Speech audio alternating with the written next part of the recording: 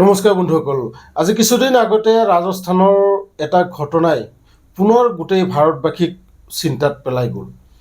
আৰু এই চিন্তা এইবাবেই এগৰাকী 13 বছৰীয়া কিশোৰী নিজৰ বান্ধৱীৰ ঘৰলৈ গৈ ৰাতি ঘূৰি অহাৰ সময়ত এখন ই ৰিক্সাত উঠে আৰু ই ৰিক্সাত উঠি সেই ৰিক্সা চালকজনক কয় যে আংকল মোক ঘৰলৈ থৈ আহক। কিন্তু সেই আংকলজনে এনেকুৱা এটা কাম কৰি দেখুৱালে যিটো আজি গোটেই ভাৰতবাসীকে আজি শোকত পেলাইছে আৰু গোটেই ভাৰতবাসীকে চিন্তা কৰিবলৈ বাধ্য কৰাইছে যে আমি আচলতে কোনখন যুগত বাচি আছোঁ, কোনখন দেশত আমি জীয়াই আছোঁ।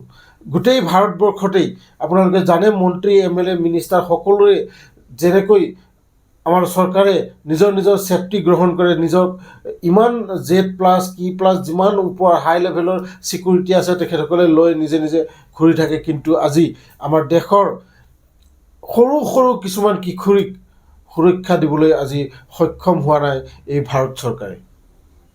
এই ৰাজস্থানৰ ঘটনাটো আপোনালোকে শুনিলে আচৰিত পাব। সেই আংকলজনে কিছু হাজাৰ টকাৰ বিনিময়ত সেই ছোৱালীজনীক লৈ গৈ এখন হোটেলত বিক্ৰী কৰি দিয়ে। আৰু এই বিক্ৰী কৰাই নহয়, সেই হোটেলৰ যিমানখিনি ষ্টাফ আছিলে, মেনেজাৰৰ পৰা যিবোৰ ৱেটাৰ আছিলে, সেই সকলোবোৰে মিলি আৰু লগতে সেই ৰিক্সা চালকজনেও তাইৰ সৈতে ধৰ্ষণ কৰে। আৰু এয়াই নহয় যে সেই হোটেলখনতে গোটেই ৰাতিটো ধৰ্ষণ কৰি তাইক এৰি দিছে। ইয়াত সমাপ্ত হোৱা নাই এই কাহিনী সমাপ্ত হয় 5 দিন পিছত। আৰু এই গোটেই 5 দিন তাইক এইখন হোটেলৰ পৰা সেইখন হোটেল, এইখন হোটেলৰ পৰা সেইখন হোটেললৈ সলনি কৰি লৈ গৈ টোটেল 32জন মানুহে তাইৰ সৈতে ধৰ্ষণ কৰা বুলি জানিবলৈ পোৱা গৈছে। গতিকে আপুনি ভাবি চাওক, আপোনাৰো ছোৱালী আছে। যদি আপোনাৰো ছোৱালী আছে তেতিয়াহ'লে সাৱধান হৈ থাকিব এনেকুৱা ই ৰিক্সা চালকৰ পৰা বা আপোনাৰ ওচৰ পাজৰত থকা এনেকুৱা আংকলৰ পৰা। কাৰণ কোনে কেতিয়া কাৰ মাইণ্ডত কি চলি থাকে এয়া কোনেও বুজি নাপায়। যদি ছোৱালী আপোনাৰ ঘৰত আছে, সঁচাকৈ সাৱধান হৈ থাকক। ঘটনা হোৱাৰ পিছত কান্দি কোনো লাভ নাই, কাৰণ এইবোৰৰ বিষয়ে আমাৰ চৰকাৰে একো আপোনাক সহায় নকৰে। আৰু এই ঘটনাৰ পৰা আমি এটা আৰু কথা চিন্তা কৰিবলগীয়া, এই যিবোৰ হোটেল, এই হোটেলবোৰ চৰকাৰৰ যিবোৰ পুলিচ আছে, ছিষ্টেমৰ আমাৰ ভাৰত চৰকাৰৰ যি ছিষ্টেম, এই পুলিচবোৰে নাজানে নেকি? এজন অটো ৰিক্সা চালকে সেই ঠাইত হোটেলবোৰত কি চলি আছে এই বিষয়ে সকলোখিনি জানে। কোন হোটেলত কি বিক্ৰী হয়, কোনখন হোটেলত কেনেকৈ কি চলি আছে এই সকলোবোৰ জানে, কিন্তু পুলিচে নাজানে। চাওক আপোনালোকে আমাৰ ভাৰতৰ ছিষ্টেম। আজি সেই ছোৱালীজনীৰ যি অৱস্থা হৈছে, এই অৱস্থাৰ বিষয়ে আপুনি এবাৰ চিন্তা কৰি চাওক।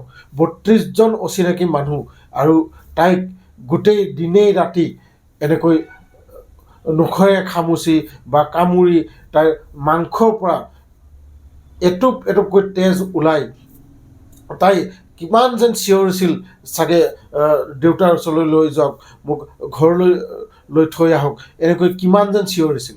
কিন্তু এই নৰপিশাচসকলে এই ছোৱালীজনীৰ বিষয়ে অকণো নভবা নিচিন্তাকৈ কেৱল নিজৰ সেই মনোকামনা তেওঁলোকে পূৰণ কৰিছিল। সেই সৰু কণমানি এজনী ছোৱালীক লৈ এই মানুহবোৰৰ যি চিন্তাধাৰা, আপোনালোকে ভাবি চাওক আমি কোনখন দেশত আজি জীয়াই আছোঁ। মোৰ যদি কিবা এই ভিডিঅ'টোত ভুল হৈছে, মই কিবা যদি ভুল কৈছোঁ তে ক্ষমা কৰিব। কিন্তু আপোনাৰ যদি ঘৰত ছোৱালী আছে, সঁচাকৈ কৈছোঁ, ঘটনা হোৱাৰ পিছত কান্দি লাভ নাই। সাৱধান হওক, য'তে যায় লগত যাওক। সেই ছোৱালীজনীৰ ঘৰ 1 কিলোমিটাৰৰ দূৰত্বত বান্ধৱীৰ ঘৰ আছিল, মাত্ৰ 5 মিনিটৰ ঠাই। ই ৰিক্সাত উঠি আহিলে, কিন্তু সেই 5 মিনিটৰ ঠাইতেই এনেকুৱা এটা ঘটনা ঘটে।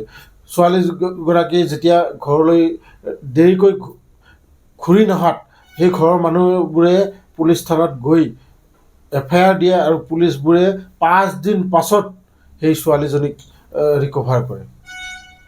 গতিকে যিয়েই নহওক আপোনালোকক এই খবৰটো দিছোঁ। গোটেই ভাৰতবৰ্ষত আজি এই শুকাব অৱস্থা এই ঘটনাটোৰ পৰা। কিন্তু এই ঘটনা আপোনাক কোনো নিউজ চেনেলে আজি দিয়া নাই, কোনো নিউজ চেনেলে আপোনাক দেখুওৱা নাই, কাৰণ ইয়াত ছিষ্টেমৰ দোষ আছে।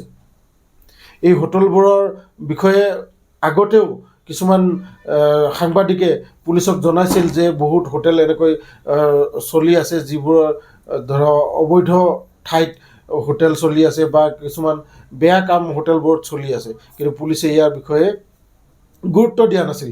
কিন্তু আজি ঘটনা হোৱাৰ পিছত সেই হোটেলখন হয়তো মানুহবোৰে ধৰ্ণা দি বা মানুহবোৰে মিলি সেই হোটেলখন আজি ভাঙিও পেলাইছে।